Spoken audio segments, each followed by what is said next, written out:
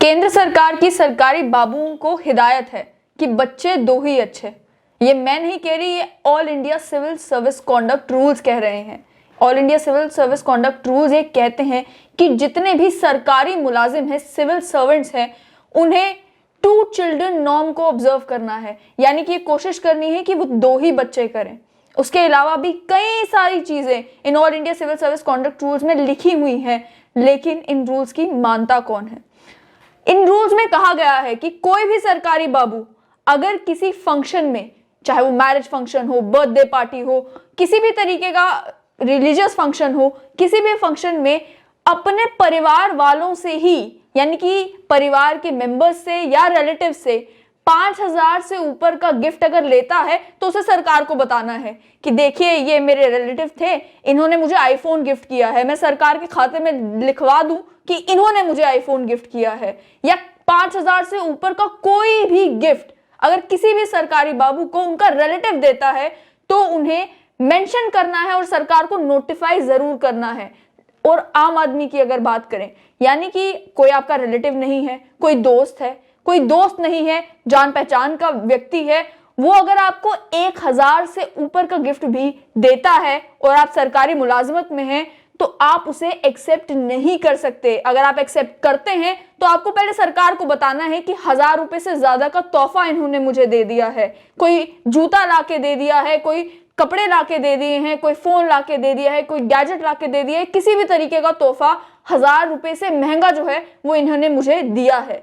ये इस civil service conduct rules में लिखा हुआ है, लेकिन इसकी मानता कौन है? इसके अलावा आपने कई बार सोशल मीडिया पर देखा होगा कि अलग अलग सिविल सर्वेंट्स वर्दी पहनी होती है, ऑन ड्यूटी होते हैं, कई बार ड्यूटी आवर्स में मीडिया सामने है एंड बातचीत कर रहे हैं। कोई बड़ी मीडिया ऑर्गेनाइजेशन है, उनके ऑफिस में बैठे हैं या फिर किसी बाहर किसी कॉफी हाउस में बैठे हैं, बातचीत कर रहे हैं, पर्सनल इंटरव्यूज दे रहे हैं, बात कर रहे हैं अपनी जर्नी के बारे में, किस तरह से उन्होंने शुरुआत की। इसकी इजाजत जो है वो नहीं दी गई। सिविल सर्विस कॉन्डक्ट रूल्स ये कहते हैं कि आप किसी भी प्राइवेट मीडिया ऑर्गेनाइजेशन से बातचीत नहीं कर सकते। अगर आप बातचीत करते हैं, आपको ये क्लियरली बताना है उस समय कि जितनी भी बातें मैं कर रहा हूं ये मैं अपनी पर्सनल कैपेसिटी में कर रहा हूं, मैं जो कह रहा हूं इसका सरकार से कोई लेना देना नहीं है। आप उस बात में भी सरकार को क्रिटिसाइज नहीं कर सकते।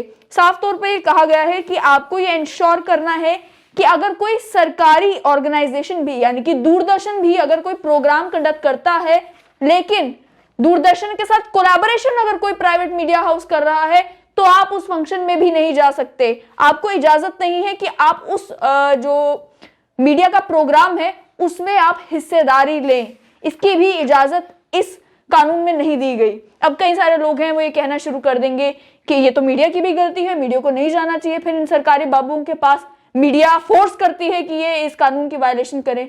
तो मीडिया के ऊपर ऐसी कोई बंदिश नहीं है कि आप किसी सरकारी बाबू से सवाल नहीं पूछ सकते या आप उनसे कोशिश नहीं कर सकते इंटरव्यू लेने की। बंदिश जो है वो सरकारी बाबू के ऊपर है कि उसको नहीं देना है। तो ये तो कानून कहता है, मैं नहीं कह रही।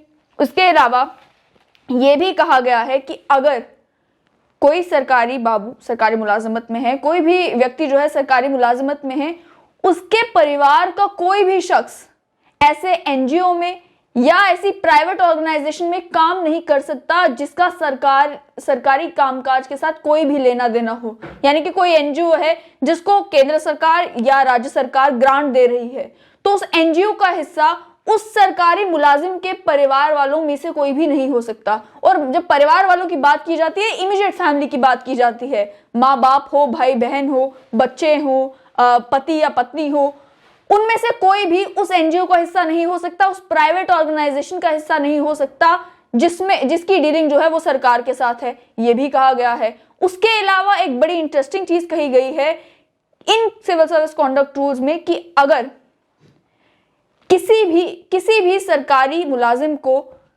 इजाजत नहीं देनी है अपने किसी भी परिवार के मेंबर को कि वो सरकार की खिलाफ वर्जी करे। खुद तो नहीं करनी है, लेकिन इजाजत भी नहीं देने कि कोई परिवार वाला सरकार की खिलाफ वर्जी करे।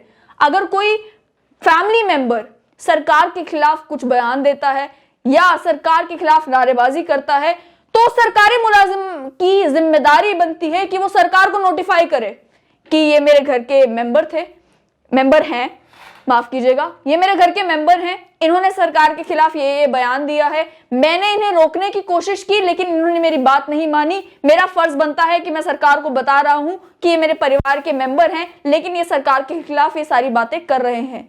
इतने strict all India civil service conduct rules को बनाया गया है और ये all India civil service conduct rules Jammu Kashmir में भी लागू हैं।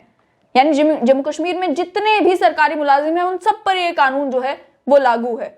इन सभी सरकारी मुलाजिमों को ये तक इन कानूनों में कहा गया है कि आप किसी का होटल है वहां पे मुफ्त में नहीं ठहर सकते, किसी भी व्यक्ति से जिसके साथ आपकी कोई ऑफिशियल डीलिंग कामकाज आप पढ़ सकता है, यानी कि आप डीसी के दफ्तर में हैं, उन्हें आपके पास आना पड़ सकता है कोई साइन करवाने के लिए, कोई काम करवाने के लिए, आप उनकी खातिरदारी तक एंजॉय नहीं कर सकते, ये तक कहा गया है। यानी कि वो आपको कहते हैं कि मेरी गाड़ी आपको यहां से वहां छोड़ देगी, आप नहीं ले सकते।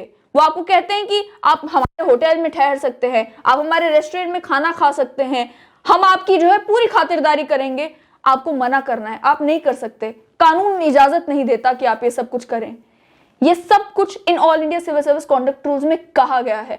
आप लोग कमेंट करके जरूर बताइएगा कि कितने ऐसे ऑफिसर्स, कितने ऐसे गवर्नमेंट सर्वेंट जम्मू कश्मीर में हैं जो इन सारे कानूनों का पूरा पूरा पालन करते हैं।